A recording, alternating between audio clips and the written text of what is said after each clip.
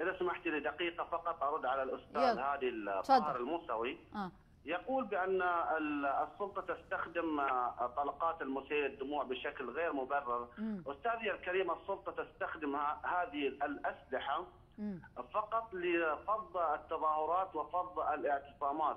هناك بعض الأخطاء تصدر من بعض الأفراد، ولكن لا نقيسها كتصرف عام على وزارة الداخلية. الأستاذ الآن إذا يسمعني عندي سؤال بسيط جدا إذا أمكن. أستاذ من؟ عباس بوصفون أو هادي الموسوي؟ نعم الأستاذ الموسوي.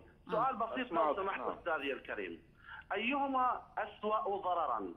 أيهما أسوأ ضررا؟ الغازات المسيلة للدموع أم الدخان المتصاعد جراء حرق الإطارات؟ أجبني لو سمحت.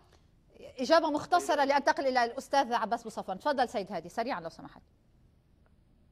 إذا تحدث لي عن أيهما أشد ضررا، أنا أتحدث عن سلطة لها مسؤوليتها وهي معنية بسلامة الإنسان. سيد سؤالي محدد، أريد إجابة محددة. أيهما أسوأ؟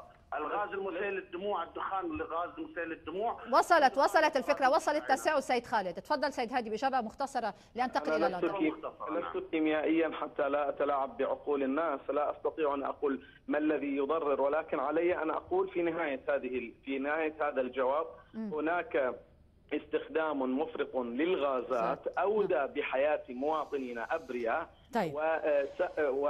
ولا تعترف السلطة بأنهم ذهبت حياتهم وفقدوا حياتهم بهذه الأسباب.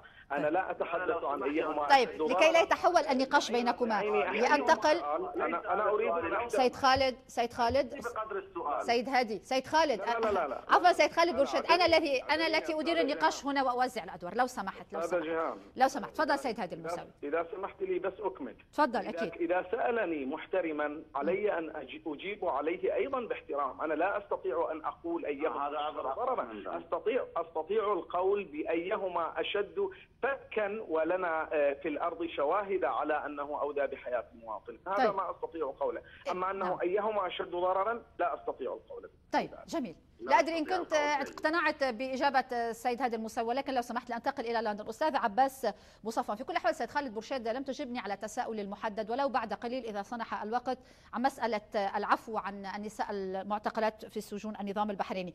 أستاذ عباس بوصفون، كنا نتحدث هل اقتنع الملك البحرين بالتكتيكات البريطانية الأمنية التي منحوها وقدموها له في ضبط الأوضاع في مملكة البحرين، ولكن الآن صحيفة الديلي تيليغراف ورد الآن بأن هناك صفقة تسليح بين البحرين وبريطانيا بكلفة $1 مليار تزامنا مع الاحتجاجات الشعبية.